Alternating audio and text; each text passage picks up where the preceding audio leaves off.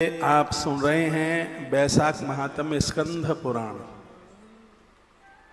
स्कंद पुराण से अब ग्रंथ बड़ा महंगा है, 912 रुपए का ही है ग्रंथ। को सस्ता होता तो ये सबके घर पहुंचा देते। एक खंड है इसका, कई खंडों में ये पूरा तो 22-23 हजार का पड़ेगा। कई खंड हैं उसके, 8-9 खंड है। तो इसमें कोई 1550 रुपए का भी है कोई खंड, कोई 1250 रुपए का भी है। लेकिन जिस खंड से मैं आपको चर्चा कर रहा हूँ इसमें ये बैसाख महात्म्य है स्कंद पुराण का, और मैं रोज आपको जो निवेदन कर रहा हूँ वहीं से आपसे बात कर रहा हूँ। अथा वैकुंठगः पश्चात् वेणु राजा भविष्यति। ये महात्मा जो श्रुतदेव हैं उन्होंने मिथिला के राजा को कथा सुनाई है। मिथिला नरेश को उन्होंने ये कथा सुनाई, बैसाख महिमा की, बैसाख महात्म्य की उन्होंने कथा सुनाई। तो यहाँ मिथिला नरेश ने पूछा कि आपने जल की महिमा बताई, अन्न की महिमा बताई, लेकिन आपने ये कहा था कि बैसाख मास की कथा सुनने का बहुत बड़ा महात्म्य है। तो क्या जिन्होंने ये कथा नहीं सुनी उनके लिए कोई घाटा हुआ, या जिन्होंने ये कथा सुनी उनके लिए कुछ बढ़िया हुआ? 13 तारीख को हम आश्रम में, वो दिन शायद एकादशी होगी, बरूथनी बता दे पंचांग देखूंगा 11 कब की, अभी तो मैं बिना पंचांग, लेकिन 13 तारीख को आश्रम ही, 12 की रात्रि को लौटूंगा चंडीगढ़ से, फिर उसके बाद नेपाल निकलूंगा। एक बार जयकारा लगाइयो, बोलो भक्त वत्सल भगवान जय हो।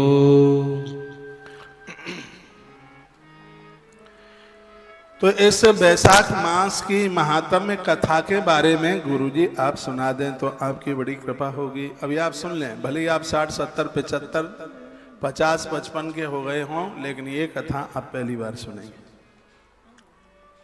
क्या कहा? यह प्रातस्नाति बैसाखे मेष संस्थे दिवाकरे मधुसूदनम अभ्यर्च कथाम श्रुत्वा हरे रिमाम। प्रातः जागो, सूर्य भगवान की किरणें निकले उससे पहले ही स्नान कर लो, क्योंकि मेष राशि में जब ये दिवाकर यानी सूर्य भगवान होते हैं तभी बैसाख पड़ता है। और भोर में नहाने की महिमा कुंभ स्नान का फल प्रदानित कर दे। मधुसूदनम अभ्यर्च कथाम श्रुत्वा हरे रिमाम।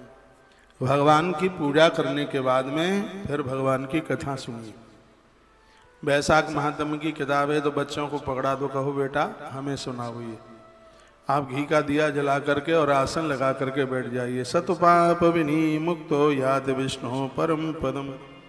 जो इस कथा को सुनेगा अंत में भगवान नारायण के धाम जाएगा, इसमें कोई भी असंभव वाली बात नहीं है। वाचमानाम कथाम हित्वा योन्याम सेवेत मूढ़धि। कहते हैं कि जो लोग इस कथा का अपमान करते हैं, खा पी लेते हैं, नहाते धोते नहीं, बुखार भी चढ़ा हो तो भी बैसाख का महीना ऐसा है बिना नहाए मत रहिए। पानी देह पर नहीं डाल सकते तो कपड़ा भींगा करके उससे अपने शरीर को पोंछ लीजिए। और वह लोग तो बड़े अपराधी हैं जो ऐसे पवित्र महीने में सूर्य निकलने के बाद भी बिस्तरों में पड़े रहते हैं। कहते हैं रौरवम नरकम प्राप्य पिशाची योनिम अपने हाथ। ऐसे लोग अंत में रौरव नरक को जाते हैं और वो पिशाच बन जाते हैं। पापमयी पावनम धर्म सद्यो बंद पुरातनम पुरा गोदावरी तीरे क्षेत्रे ब्रह्मेश्वरे सुबे। कहा गया, एक कथा सुनाई, प्राचीन काल में गोदावरी के किनारे पर ब्रह्मेश्वर क्षेत्र में एक घटना घट गई। गोदावरी बड़ा अद्भुत है, जहाँ आज नासिक है, यह पूरा का पूरा गोदावरी क्षेत्र है। 2027 में यहाँ पर महाकुंभ है, जो 12 वर्ष के बाद में कुंभ आता है। सब लोग पधारिए, अभी से नौता है, हम पूरा 1 महीना वहीं रहेंगे। 2027 के अगस्त महीने में कुंभ के समय पर वहीं रहेंगे, पूरा महीना रहेंगे नासिक। हाँ, कुंभ का पर्व है, कुंभ की बड़ी महिमा है और आनंद की बात है कि पूर्ण कुंभ है। कहते हैं अनजान में गोहत्या वगैरह रास्ते में आप जा रहे हैं, गाड़ी से कुचलकर जीव जंतु मर जाए, मान लिया जाए गैया मैया की ही मौत हो गई, तो पूरे दुनिया की इकलौती जगह ऐसी गोदावरी नासिक है जहां ब्रह्म हत्या के पाप से व्यक्ति छुटकारा प्राप्त करता है। यह तो ऐसा स्थान है कि हर वर्ष व्यक्ति को साल में एक बार तो यहाँ की यात्रा करनी ही चाहिए। उसकी बड़ी महिमा, उसके बड़े महात्म्य का वर्णन किया। अभी मैं आपको वैशाख महात्म्य सुना रहा हूं और इसको सुनिए ठीक से। क्या कहा कि पुरा गोदावरी तीरे क्षेत्रे ब्रह्मेश्वरे सुवे। गोदावरी नदी के किनारे पर ब्रह्मेश्वर नाम का स्थान है। यहाँ पर श्री दुर्वासा जी रहते थे, भजन में थे, तपस्या में थे। दुर्वासा जी दूर्वा का रस पीते थे। आयुर्वेद में दूर्वा का रस पागलों को बुद्धि दे देता है। उनका माथा बहुत डेवलपमेंट होता है, बहुत काम करता है। जिनको ब्रेन संबंधी दिक्कत हो रही है, माथे की सोचने की ताकत कम हो रही है, लोग कहते हैं कि अंदर की नसें कमजोर हो गई है, ऐसा लोग बोलते हैं। ये बहुत अद्भुत है दूर्वा, देसी दूर्वा जो घुड़दवा जमीन तक बैठी होती है। उसकी कौपलें तोड़िए, उसको धोइए, साफ कीजिए और उसका रस निकालिए। और ये रस सुबह खाली पेट यदि इसको लिया जाए तो इसका रस किसी को वैज्ञानिक बना देगा, सोचने की ताकत बढ़ जाएगी। मैंने अपने विद्यार्थी काल में से बहुत लोग आए जिनकी गुप्त बीमारियां हैं, धातु संबंधी बीमारियां हैं, उनमें भी यह एक वरदान का काम करती है। ऐसे चेहरे पर तेज बढ़ता है, ओज बढ़ता है। आज ही तो मुझे कोई बहन पूछ रही थी कि महाराज जी ऐसा कुछ उपाय है क्या जिससे हम खूब तरक्की करें और गौशाला को खूब सहयोग करें। यही तो, ये मंडला की बहन आई है, ये पूछ रही थी। तो ये दूर्वा का रस स्त्री पुरुष बच्चा बूढ़ा कोई भी हो सबको फायदा करता है। दुर्वासा जी का नाम दुर्वासा है, ये दुर्वा रस लेते हैं। नाम से तो वो दुर्वासा है ही, दुर्वा का ये रस लेते हैं। बहुत बड़े जति हैं। कहते हैं कि दुर्वा का रस लेने वाले लोग अपनी इंद्रियों के ऊपर विजय प्राप्त कर लेते हैं। जिन्हें कोई ऐसी गुप्त बीमारी है जिसको डॉक्टर्स लोगों को नहीं बता पाते, ये दुर्वा का रस उसमें बहुत फायदा करता है। जवान लोगों को जरूर लेना चाहिए, जिनका भी विवाह नहीं हुआ है, जो अपने ब्रह्म को संयमित रखना चाहते हैं, उनकी शक्ति का पतन ना हो। स्त्री पुरुष कोई भी हो, उनके लिए किसी वरदान से कम नहीं है, ऐसा आयुर्वेद कहता है। मैं बहुत आयुर्वेद की किताबें पढ़ता हूँ। श्री दुर्वासा जी के प्रति मेरी बड़ी श्रद्धा है और उन्हीं की ये कथा चल रही है, सुनिए। बीच बीच में थोड़ी थोड़ी दवाई बता देता हूँ जिससे आप सब लोग स्वस्थ रहें, इसलिए। दुर्वास शिष्यो परमहंसो ब्रह्मैकाय निष्ठितो सदैवोपनिषेध्वानि निष्ठितो निरपेक्षितो। श्री दुर्वासा जी के दो शिष्य थे। उन्होंने हाल ही उन्हें दीक्षा दी। दोनों शिष्य बड़े अद्भुत हैं। एक का नाम था सत्यनिष्ठ और दूसरे का नाम था तपोनिष्ठ। आप खूब याद कर लीजिएगा, ये कथाएं हमने कोरोना काल में भी नहीं आपको सुना पाई। और मेरी ये व्यासपीठ का कहना है कि जिंदगी भर पुराण पढ़ते रहो, सुनाते रहो, उम्र कम पड़ जाएगी। हमारे ग्रंथ इतने हैं, उनकी कथाएं पूरी नहीं हो पाएंगी। हम सनातनियों के पास इतना साहित्य है। लोकमान्य बाल गंगाधर तिलक कहते थे, मैं भाग्यशाली हूँ, सनातन में पैदा हुआ हूँ, हमारे पास इतने ग्रंथ हैं। यदि ऊपर के उड़ने वाले वायुयान, धरती पर रेंगने वाले मोटरयान और पानी में तैरने वाले जलयान सबको लोडिंग की जाए तो वाहन साधन कम पड़ जाएंगे, ग्रंथ पूरे लोड नहीं कर पाओगे, इतने ग्रंथ हैं। और हर ग्रंथ हमारे जीवन का डेवलपमेंट करता है। पुराण ग्रंथ पढ़ने की आदत डालिए, शास्त्र सुचिंतन से। जितना टाइम आप मोबाइल में लगाते हैं, किताबें पढ़िए। एक तो किताब पढ़ने में आंखों की ताकत कम लगती है और किताबों पर पढ़ने पर याद जल्दी होता है। आज मैं यहाँ देख रहा था मंगलवाणी कार्यक्रम में आप मोबाइल में से रामायण निकाल रहे हैं। चलो ठीक है, नहीं है तो नहीं तो आप कहीं जाते हैं तो अपने रोज के नित्य कर्म की भी किताबें लेकर के जाइए। आजकल ये ब्राह्मण आचार्य लोग मोबाइल से ही पूजा पाठ कराते हैं, तो हमें तो बढ़िया लगता नहीं है। तो फिर शास्त्र काय के लिए कहते हैं कि मंदिर में जैसे भगवान पूजा के लाए गए हैं, उसी प्रकार से शास्त्र भी पूजा के लाए गए, बंद नहीं है। इनका तो दर्शन होना चाहिए, आंख के दोष समाप्त हो जाएं। श्री दुर्वासा जी के दो शिष्य, एक का नाम था सत्यनिष्ठ और दूसरे का नाम था तपोनिष्ठ। दुर्वासा जी ने उन्हें दीक्षा दे दी। भिक्षा मात्रांसनो पुण्यो तौ हृदावासिना भुवौ सत्यनिष्ठा तपोनिष्ठा वितिख्यातौ जगत्त्रये। ये नाम है सत्यनिष्ठ और तपोनिष्ठ। भिक्षा मांग करके लाते हैं, पहले गुरुजी को समर्पित करते हैं, उसके बाद में वो भोजन करते हैं, प्रसाद पाते हैं। प्रसाद पाकर के पर्वत की गुफा में एक तो पड़ा रहता था, दूसरा सत्संग करता। जो सत्संग करता उसका नाम था सत्यनिष्ठ, और जो खा पी करके मस्त पड़ा रहता था ना, जैसे इस नीचे हॉल में पड़े रहते, खाया पिया टांग पसार करके और आराम से, कोई फिक्र नहीं। 4 बजेंगे तो एक पाम से फिर निकलेंगे घूमने के लिए। सब अपने ऊपर न ले लेना, अभी भी भरा होगा फुल छक, फुलवटा फुल, 100 में से 100 नंबर देख के आया हूं अभी। सत्संग कीजिए, कथा की कितनी बड़ी महिमा है, ये वैशाख महात्म्य में बताया जा रहा है।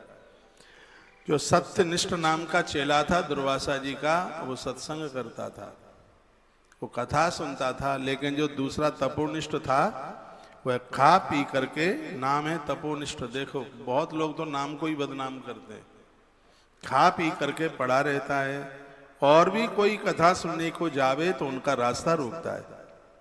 इन दोनों में से सत्यनिष्ठ तो सदा भगवान की कथा में तत्पर रहता। जो श्रोता और वक्ता, ये दोनों तो दोनों की बहुत बड़ी जोड़ी है। और सत्यनिष्ठ जैसे तो श्रोता बड़े कम ही मिलते हैं, वक्ता उनकी बड़ी बड़ाई करते थे। कहते हैं जो कोई इस पुण्य रूपी कथा को व्याख्या करता, लिखा हुआ है कि वक्ता के ठीक सामने, जिसमें वक्ता की व्यासपीठ दिखाई दे, कहते हैं कि उसके ठीक सामने बैठ कर के कथा सुनी जाए, व्यक्ति को 100 बार गंगा नहाने का तत्काल फल प्राप्त हो जाता है, देर नहीं लगती बिल्कुल। इतनी बड़ी महिमा।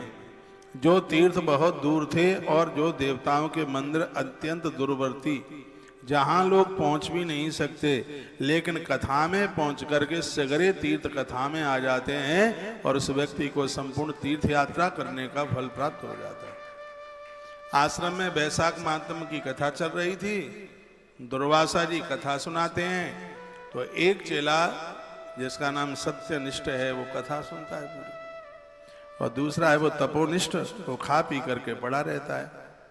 तो श्रुतदेव नाम के ब्राह्मण कथा सुना रहे हैं, हे राजन, बिना कथा श्रवण किए अन्न को ग्रहण नहीं करता था सत्यनिष्ठ, और तपोनिष्ठ तो बस सुबह जागा, मुंह धोया, कुल्ला किया और खाने में बैठ गया।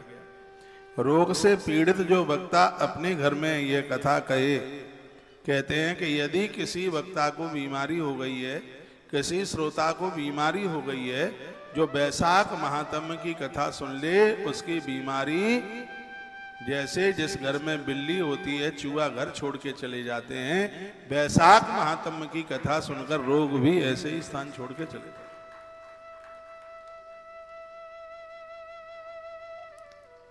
श्री दुर्वासा जी महाराज कुएं के जल से स्नान करके वो कथा सुनाते हैं।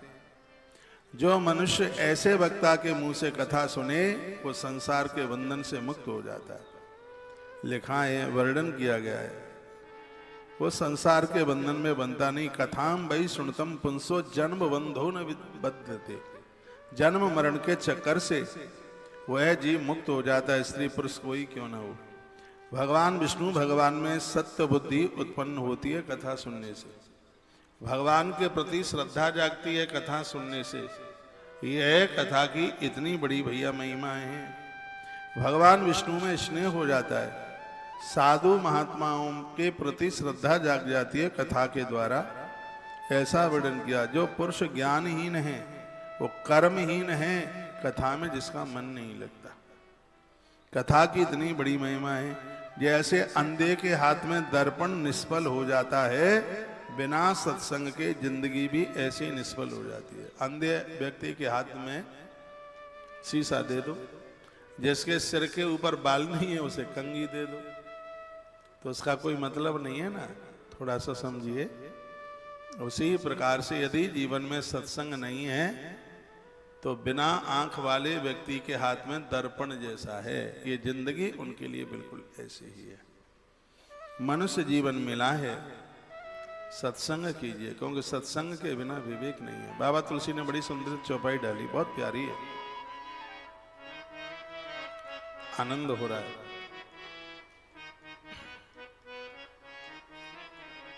पूरा वैशाख महात्म्य सुनना है, कितने भी जरूरी काम में हो। अभी जब ये चैप्टर पूरा होगा तब आप कहोगे महाराज जी धन्यवाद, आपने ऐसी कथा सुना दी है कि जब तक जिंदे रहेंगे तब तक हर वर्ष वैशाख महात्म्य सुनेंगे। मैं भी जब तक धरती पर रहूंगा तब तक हर वर्ष वैशाख महात्म्य सुनाऊंगा।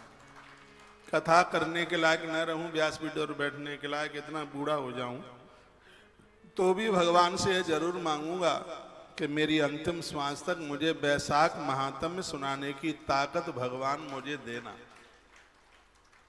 इसमें लिखा है कि वक्ता और श्रोता दोनों का कल्याण है इसमें। बिनु सत्संग विवेक न होई, बिनु सत्संग विवेक न होई, राम कृपा बिनु सुलभ न सोई। बिनु सत्संग विवेक न होई, बिनु सत्संग विवेक न होई, राम कृपा बिनु सुलभ न सोई। श्री राम जय राम, जय जय राम, श्री राम जय राम, जय जय राम। बोलिए शंकर भगवान भगवान की जय हो। तो सत्संग की इतनी बड़ी महिमा है। जैसे हम अपने प्राणों से प्रेम करते हैं, वैसे ही सत्संग से प्रेम कीजिए। आजकल तो विज्ञान का युग है, रात को 12 बजे भी टीवी खोलोगे तो आपको कहीं न कहीं कथा चलती हुई दिखेगी। अपने टाइम को वेस्टेज मत कीजिए, खत्म मत कीजिए, इसका सदुपयोग कीजिए। कथाम में सुनतः पुंसो जन्म बंधु न विद्यते। ये क्या लिखा हुआ है? इसमें कहा गया है कि जो कथा सुनेगा, भगवान की जो कथा सुनेगा, वह जन्म मरण के बंधन से मुक्त हो जाएगा। ये लिखा है। सत्य शुद्धि तदो विष्णु बरे तेज गच्छन्ति, रतिश्च जायते विष्णु स्वर्दम चैव साधुषु। 14 नंबर का बड़ा पवित्र ये श्लोक है और इसमें वर्णन किया गया है। कहाँ गया 14 नंबर? विष्णु भगवान में सात्विक बुद्धि हो जाएगी, भगवान विष्णु की फेरी उनके घर में होगी, साधु महात्माओं में दृढ़ता उत्पन्न होगी। ये वर्णन किया गया। जो वह पुरुष ज्ञानहीन है, वो कर्महीन है, सत्संग में जिसका मन नहीं लगता, यह वर्णन किया गया है। कहा जाता है कि घर में दिया जल रहा है तो भी आपके घर में अंधेरा है। ये तो बिल्कुल दुर्भाग्य की बात है। दिया घर में है जलता हुआ और अंधेरा है, तो इसका मतलब है कि दिया सही जगह पर रखा नहीं है। लगता है कि दिया कहीं खम्भे की ओट में रखा है। समझ रहे हैं? थोड़ा सा ध्यान दीजिएगा। दिया ऐसी जगह पर रखा है जिसकी रोशनी ठीक से आ नहीं पा रही है। पहले की माताएं बड़ी होशियार होती थी। एक ही दिया होता था, रसोई में भोजन बना रही है, सामने के बरामदे में बच्चे या पति भोजन करने के लिए बैठा है, तो वह दिए को ठीक बीच देहली पर रख देती थी। देहली पर और तो अंदर भी उजाला रहता, बाहर भी उजाला रहता। तो वर्णन किया गया है कि शरीर की जिह्वा एक देहली का ही स्वरूप है। इस पर रखिए भगवान का नाम, कानों में रखिए भगवान की कथा, आंखों पर रखिए भगवान का चित्र। ये चीजें होंगी तो चरित्र मिलेगा, जीवन का उद्धार होगा, कल्याण होगा। भगवान की कथा के बिना बिल्कुल भी रहना नहीं है। बहुधा श्रवणम ध्यानम मननम सुतनोदितम यत्र विष्णु कथा नास्ते यत्र साधु जना नहीं। कोई कितना भी बड़ा साधु हो, जटाएं इतनी लंबी हो मेरे पास से आपके पास तक, कितना भी बोलवाला हो, यदि उस महात्मा को सत्संग प्रिय नहीं है तो उसकी साधुता खंडित है। ऐसा श्रुतदेव बता रहे हैं। सत्संग के प्रति बहुत भावना होनी चाहिए। हमने तो यहाँ तक ग्रंथों में पढ़ा है कि आप जप करते हैं, आपका कोई नियम है जप करने का, इतना जप करना ही है। और गांव नगर में कहीं कथा हो रही हो और आप दौड़ पड़े कथा के लिए और आपका जप छूट जाए, संकल्प कभी खंडित नहीं होता। कथा की इतनी बड़ी महिमा है, कथा के लिए पूजा छूटे कोई दिक्कत नहीं है। कथा सुनने के लिए कोई नियम टूटे, वो नियम टूटता ही नहीं है कभी। सत्संग की महिमा तप से भी ज्यादा है, तपस्या से। तप से लोग कम बदले, लेकिन सत्संग से लोग हर रोज बदल रहे हैं। लोगों में परिवर्तन हो रहा है। मीरा का जीवन सत्संग से बदला, तुलसी का जीवन सत्संग से बदला, सूर्य की जिंदगी सत्संग से, सत्संग का प्रभाव है। बहुत बड़ा महात्म्य है। आप अपने घर में जब भी टाइम समय मिले सत्संग करते रहिए। पूज्य बापूजी के शिष्य सुरेशान जी महाराज सत्संग की बड़ी व्याख्यानता करते हैं। आज बापूजी का जन्मदिन है। मेरी पवित्र व्यासपीठ से उन्हें प्रणाम है और उनके स्वास्थ्य के लिए मैं परमात्मा से प्रार्थना करता हूँ वह स्वस्थ रहें। उनके ऊपर लगे हुए जितने भी केस हैं वो सब झूठे साबित हों। ये मैं जिह्वा से नहीं, ये मैं सब नाभि से बोल रहा हूँ। मुझे उनसे कोई स्वार्थ नहीं है, मुझे उनके शिष्यों से कोई स्वार्थ नहीं है। ऐसे महापुरुष धरती पर आए हैं तब तब अधर्म परास्त हुआ है और धर्म की विजय हुई है। आज उनके प्राकट उत्सव पर मैं ईश्वर के चरणों में प्रार्थना करता हूँ वह बिल्कुल स्वस्थ हो और उनके ज्ञान का दिया एक लंबे समय तक जलता रहे। ईश्वर के चरणों में मेरी ऐसी प्रार्थना। जहां सत्संग होता है वहां पर नित्य जाओ तुम, हमें फुर्सत नहीं कहकर ये मौका न गवाओ तुम। अरे सत्संग करने की न कोई उम्र होती, सत्संग करने की कोई आयु नहीं। बच्चों को ये चस्का दे दीजिए। मीरा ने छोटी उम्र में, प्रहलाद जी ने, ध्रुव जी ने, इन महान भावों ने छोटी उम्र में सत्संग किया। आकाश और धरा खत्म हो सकते हैं लेकिन इनका नाम कभी समाप्त नहीं हो सकता। यह सत्संग का इतना बड़ा प्रभाव है और कलयुग में तो बहुत भारी ही महिमा है इसकी।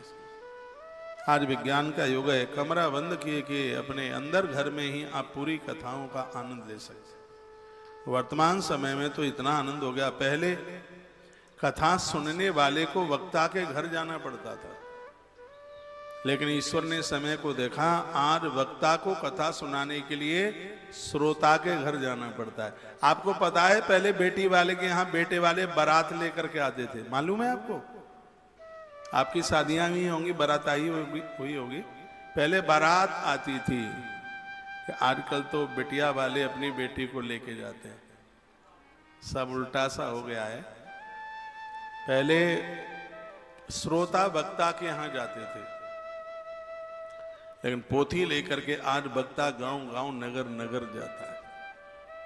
ऐसा लगता है कि स्वयं गंगा लोगों के घर घर तक पहुंच करके कल्याण के लिए वहां उतर आई हो, ऐसा लगता है। अब मैं इस ग्रंथ को, आगे की कथा को बढ़ाऊं। कहा जाता है कि साधु महात्मा ना होते तो इस जगत का कल्याण कैसे होता। एक बात और कही गई, ये बात लिखने के लायक है। क्या लिखा है? साक्षात गंगा तटम वापी त्याज्य मेवन संशय। आप गंगा के किनारे रहते हैं, उस गंगा के किनारे सत्संग कराने वाला कोई साधु नहीं है, कोई महात्मा नहीं है, तो तत्काल गंगा के तट को त्याग देना चाहिए। जिंदगी में वहीं रहिए जहां सत्संग करने का सौभाग्य प्राप्त हो। तालियां तो आपको बजानी नहीं है, कितनी मजबूत बात कही है। महात्मा सुखदेव कहते हैं साक्षात गंगा तटम वापी। तुम्हारा तो घर छोटी सी बात है, तुम्हारा गली मोहल्ला तो छोटी सी बात है, यदि साक्षात भगवती गंगा का भी किनारा है, यदि वहां सत्संग नहीं मिलता सुनने के लिए, भगवान की कथा नहीं मिलती सुनने के लिए, तो यहाँ पर श्री दुर्वासा जी अपने चेलों के बीच में कथा कह रहे थे कि कितना भी पवित्र पावन गंगा का किनारा है, तत्काल उस स्थान को त्याग दें और वहां रहें जहां भगवान की कथा सुनने का सौभाग्य प्राप्त हो। वो लोग कैसे हैं जो सो करके खा करके अपना टाइम निकाल रहे हैं। भागवत जी भी कहती है, सेवा कथा रसमहो नितराम विवत्वम, दो काम रोज करो, एक सेवा और एक भगवान की कथा।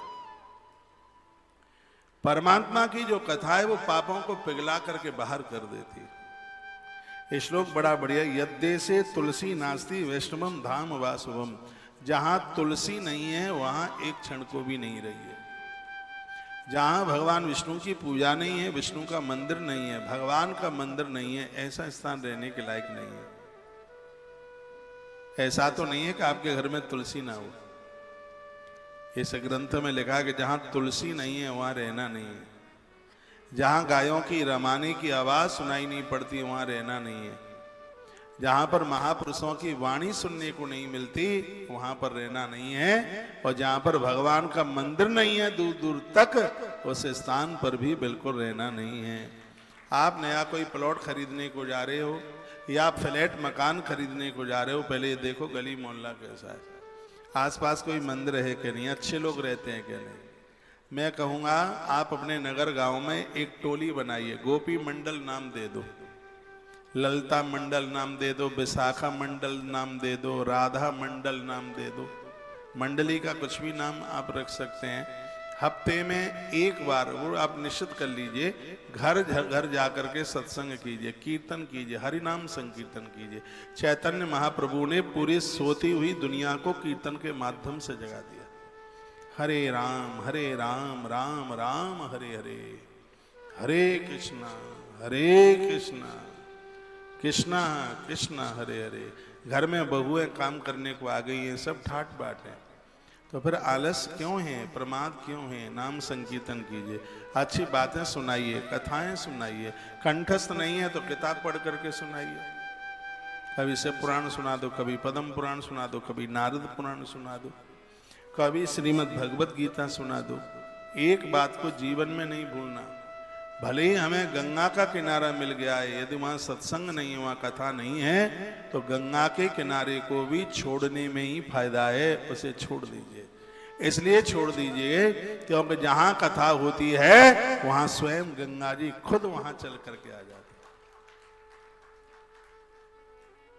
कथा गंगा के किनारे भले ही ना पहुंच पावे, लेकिन गंगा कथा में जरूर आ जाती है। यह कथा का, यह सत्संग का इतना बड़ा प्रभाव है। देश तुलसी नास्ति वैष्णवम धाम वासवम, वो जगह कैसे ठीक हो सकती है जहां भगवान की कथा न हो, साधु महापुरुष न हो, और जहां पर तुलसी के वृक्ष न हो, और जहां पर भगवान का मंदिर न हो। वहां का मरा हुआ प्राणी अंधतामिश्र नरक में पहुंचता है, जिस घर में तुलसी नहीं है। ऐसे घर में मृत्यु होने वाले व्यक्ति को अंधतामिश्र नाम का नरक मिलता है। तो आप जितने भी हमें आप सुन पा रहे हैं, सब अपने घरों में तुलसी लगाइए। तुलसी वृक्ष न जानियो, गाय न समझो ढोर, ब्राह्मण मनुजन होत है, ये तीनों के तीनों नंद किशोर। ये साक्षात भगवत मूर्ति है। मंदिरों में आप जाते हैं, भगवान को प्रणाम करते ही हैं, पुजारी जी को भी प्रणाम कीजिए। और मैं तो सबको कहना चाहूंगा, श्रद्धा से भक्त बुलाने को आता है नौते पर, भाग्यवश जो मिल जाए वो ठीक है। कभी भी भोजन की दक्षिणा तय मत करना, दिक्कत हो जाएगी। ब्राह्मण कभी दक्षिणा तय करके भोजन करने को नहीं जाता, जो मिल जाए सो मिल जाए। तुम्हारे दो पूड़ी उसके घर में खाने से उसके पूर्वजों का कल्याण होता है। सबसे बड़ा प्रॉफिट तो यही है तुम्हारा। मुझे कोई बोल रहे थे ब्राह्मण मिलते नहीं है, मिलते हैं तो ये कहते हैं कि दक्षिणा 500 रुपया तो कम से कम चाहिए। मैंने तो ऐसा नहीं सुना है, अब आपने सुन लिया होगा तो सही ही हो सकता है। वैसे तो मैंने तो नहीं सुना कि ब्राह्मण भोजन करने की भी दक्षिणा तय करे, मैंने तो कभी नहीं सुना ऐसा। लेकिन आप मुझे कोई आज बोले हैं तो मैं सोच के आया था कि मुझे ध्यान में रहेगा, तो ये मैं जरूर बोलूँगा। आज भी बड़े अद्भुत ब्राह्मण देवता हैं। जिस दिन ब्राह्मण नहीं रहेगा उस दिन धरती फट जाएगी। आप इन देवताओं को घर में बुलाते रहिए, इनके चरण पड़ने से ही घर का पितृदोष समाप्त हो जाता है। इतनी बड़ी महिमा है। तपस्वी ब्राह्मण, जर्दा गुटखा तम्बाकू उल्टा पुल्टा खाता पीता नहीं, चरित्रवान ब्राह्मण तो लाखों लोगों में अलग से दिखना चाहिए। ये जितनी भी घटनाएं घटी हैं, ये सब कुछ हुआ है। वो अभी आजकल वो एक नासिक का चल रहा था, 58 जयमाला एक श्रीमान के गले में ज्योतिषी में डली है। क्या बोलूं, ये दुर्भाग्य है कि इस देश में हर व्यक्ति को बाबा बना दिया जाता है। सूट बूट में है वो श्रीमान जी, हो सकता है आपने भी किसी ने वो तस्वीरें वगैरह देख ली, उसको भी बाबा बोल रहे हैं। कोई ज्योतिषी आदमी है उसको बाबा बोल रहे हैं। उसको आप सर्वे कीजिएगा शुरू से लेकर के अभी तक, कोई इक्का दुक्का हो तो हम कह नहीं सकते। जितने भी ये केसों में फंसे हैं वो सब गैर ब्राह्मण रहे हैं। ब्राह्मण का बालक महात्मा बनता है तो गुरुकुल से निकल के जाता है, पूरी पढ़ाई पढ़ के जाता है, वो पढ़ के जाता है, उसे ब्रह्मचर्य धर्म की महिमा बताई जाती है, उसे गायत्री मंत्र दिया जाता है, तब बहुत कुछ उसको बोला जाता है। और ऐसा सदाचारी ब्राह्मण जो कभी पराई नारी को कुदृष्टि उठा करके देख नहीं सकता, भोजन की तो बहुत दूर की बात है, ऐसे ब्राह्मण का दर्शन करने मात्र से 10 अश्वमेध यज्ञ करने का फल प्राप्त होता है। इसलिए कहा तुलसी वृक्ष न जानियो, गायन समझो ढेर ढोर, और ब्राह्मण मनुजन होत है सच मानिए, तीनों के तीनों नंद के सोच। इनके दर्शन करने मात्र से कल्याण होता है। बड़ा अद्भुत वर्णन किया गया। तुलसी के बिना, देवताओं के भजन पूजा पाठ के बिना, कथाओं के बिना मरने वाला व्यक्ति अंध तामिश्र नरक में पड़ता है। यत्र विष्णु कथा नास्ति साधवो वा तदाश्रया, मर्तस्तत्र पुमान क्षिप्रम स्वानयो निशितम ब्रजेत। कथाओं का अपमान करने वाले, कथाओं में जाने से लोगों को रोकने वाले लोग भी स्वान बनते हैं, धरती पर कुतरा बन करके पैदा होते हैं। यह वर्णन किया गया। कथा श्रवण से अधिक और किसी कार्य को माना ही नहीं गया है। कथा की इतनी बड़ी महिमा। जो दूसरा जो तपोनिष्ठ नाम का था, दुर्वासा जी का जो शिष्य, बड़ा दुर्ग्रही कर्म करने वाला था, लोगों के रास्ते रोकता था, उन्हें कथा में जाने नहीं देता, स्वयं ही कथा में नहीं जाता और दूसरों को भी नहीं जाने देता। इसमें लिखा है जो स्वयं कथा गाते हैं, दूसरों को सुनाते हैं, संपूर्ण तीर्थ स्नान का फल उन्हें प्राप्त हो जाता है। सभी तीर्थ ही वहां चल के आ जाते हैं।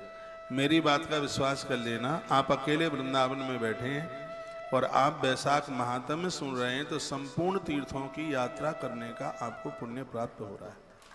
ये बैसाख महात्म्य के अध्याय नंबर 14 में ये लिखा हुआ है। मैं आपको स्कंद पुराण से सुना रहा हूँ। बैसाख महात्म्य अध्याय नंबर 14 और श्लोक नंबर 24 नंबर के श्लोक में यह लिखा हुआ है। क्या लिखा है? कथाम हित्वा तीर्थ स्नानाय गच्छति। कहते हैं कि स्वयं तीर्थ उस स्थान पर चल के आ जाते हैं। तीर्थेपि च पूर्तायाम कथायाम भूमि पालकः कर्म लोभा भया दूरम यात चांचल्य संकेता। आगे की भी बात है राजन, तीर्थ पर होती हुई कथा को जो त्याग देता है उसके तो तप में विघ्न आ जाएगा, उसकी साधना में विघ्न आ जाएगा। आप तीर्थ में गए हैं और आपको ये सुनाई में आता है कि वहां कहीं कथा हो रही है, तो टाइम निकाल करके वहां जाइए। सुतदारा और लक्ष्मी पापियों के घर हो। हाँ, ये तो अपराधियों को भी मिल जाएगी, संपत्ति, पत्नी, ये सब मिल जाएंगे। लेकिन सत्संग और संतों का दर्शन, तुलसी, ये दोनों के दोनों अति दुर्लभ है। बाबा तुलसी ने लिखा है धरती पर बड़े दुर्लभ है। और रामायण के सुंदरकांड में तो ये लिखा है कि आंख का पलक ऊपर से नीचे गिरे, इतनी देर के लिए भी सत्संग मिल जाए तो जीव का कल्याण हो जाएगा। इतनी बड़ी मैंने कभी आपको राम कथा के माध्यम से सुनाया हो, बहुत टाइम पहले सुनाया हो, जब प्रभु श्री राम जी ये दुनियादारी छोड़ के जा रहे थे तो भगवान प्रभु श्री राम जी सरयू के किनारे, बहुत भारी भीड़ लगी हुई थी वहाँ, पूरी दुनिया इकट्ठी होके आ गई, सबकी आंख में आंसू थे कि आज भगवान अपनी लीला समेट रहे हैं, प्रभु जा रहे हैं। राम जी ने निगाह उठा करके देखा, सब दिखाई दिए, लेकिन जो जीवन पर्यंत राम जी की सेवा में थे वो हनुमान दिखाई नहीं दिए। और राम जी ने अपने किसी अनुयायी को कहा कि मेरे हनुमान को तो लेके आ जाओ। मेरा हनुमान कहाँ है? मेरा हनुमान नहीं दिखता। कुछ लोग दौड़ते हुए गए, हनुमान जी आसन लगाकर आंख बंद करे बैठे थे। पहुंचे हुए व्यक्ति ने कहा कि भगवान अपने लीला समेट रहे हैं, प्रभु जा रहे हैं, उन्होंने आपको याद किया है, हनुमान तुम चलो। हनुमान की आंख में आंसू थे। हनुमान ने कहा मैं जा नहीं सकता, क्योंकि भगवान को जाते हुए मैं देख नहीं पाऊंगा, मेरा कलेजा फट जाएगा। और हनुमान जी रोने लगे। उस व्यक्ति ने प्रभु राम जी को यह बात कही। राम भीड़ चीरते हुए उस स्थान पर चल के आए जहां आज अयोध्या में हनुमान गढ़ी नाम का मंदिर है, बजरंगी का। यहां हनुमान जी बैठे, यहां बैठे हुए हनुमान है। राम जी आए, हनुमान ने चरणों में साष्टांग प्रणाम किया। राम जी ने हनुमान को उठा करके अंक में भर लिया। हनुमान, आज मैं चाह रहा हूं, अपनी लीला में समेट रहा हूं, क्या मेरे संग नहीं चलोगे? हनुमान जी के नेत्र भर आए। कहा सरकार क्षमा चाहता हूं, मैं जा नहीं पाऊंगा। भगवान प्रभु राम ने कहा हनुमान, वहां नित्य मुझसे तेरी मुलाकात होगी, अपनी सेवा भी दे दूंगा तुझे, तू चल मेरे साथ। तो हनुमान जी ने कहा भगवान इसलिए नहीं जाना चाहता क्योंकि ऊपर के उन लोकों में मुझे आपके तो दर्शन हो जाएंगे, लेकिन वहां मुझे आपकी राम कथा सुनने को नहीं मिलेगी, मुझे आपकी कथा चाहिए। उस कथा के लिए हनुमान आज भी इस मृत्यु लोक में है, धरती पर है। लंका जला करके आए थे हनुमान जी, तो प्रभु श्री राम जी ने वचन दिया है कि जब तक धरती पर राम की कथा रहेगी तब तक धरती पर अंजनी का पुत्र हनुमान रहेगा। ऋषियों ने कहा न राम की कथा कभी समाप्त होगी, न हनुमान जी इस मृत्यु लोक को छोड़ के कभी नहीं जाएंगे। ये कथा का महत्व है। कोट्यम तक्ताम हरिम स्मरे, करोड़ों कार्यों को करने से पहले भगवान के चरित्र सुनिए, भगवान की कथा सुनिए। और जब वह कथा तीर्थों में सुनी जाती है, देश काल पात्र इन सब चीजों का बड़ा असर होता है। किसके मुंह से सुन रहे हैं, कब सुन रहे हैं और कहाँ सुन रहे हैं, इन तीनों बातों का बड़ा फर्क होता है। इसलिए एकादशी, संक्रांति जैसे इन पर्वों को बहुत विशेष माना गया।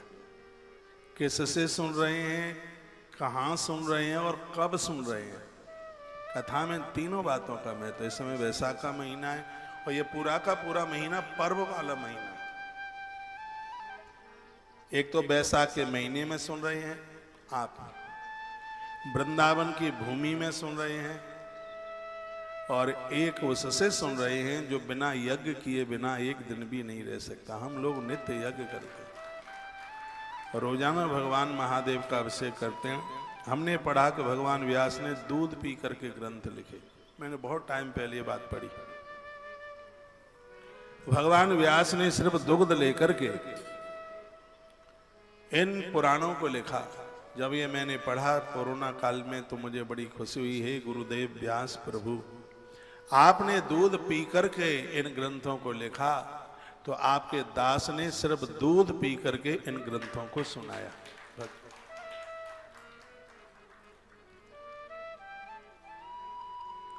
मैं व्यासपीठ पर बड़ाई नहीं है अपनी, ये मेरा स्वाभिमान है। अब तो खैर अन्न वगैरह कुछ खाता नहीं, जब एक टाइम भोजन लेता था तब भी ये मैं गौरव के साथ कह सकता हूँ, मैं कभी अन्न खाकर भगवान के इस पवित्र व्यासपीठ पर नहीं बैठा। अरे अन्न तो छोड़िए, ये कूटू पकौड़े सिंगाड़ी और ये पता नहीं क्या क्या थे, दूध पी करके व्यासपीठ पर बैठ करके कथा गाई है। 2 मई को मेरी यात्रा का 31 वर्ष पूरा हो जाएगा, यही 2 मई आ रही। बहुत लंबी यात्रा रही है। इस जीवन में खट्टे मीठे सब प्रकार का अनुभव लिया।